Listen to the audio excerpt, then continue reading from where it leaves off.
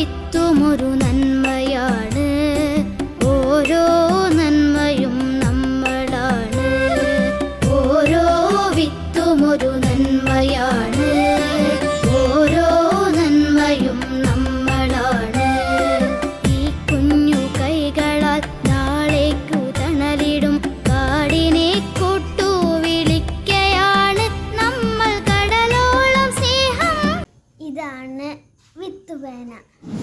Plastic പേന പോലെ ഇത് ഭൂമിക്ക് ദോഷം വരില്ല. ഇതിൻ്റെ പുറകു വശത്തിൽ വിത്തുണ്ട്.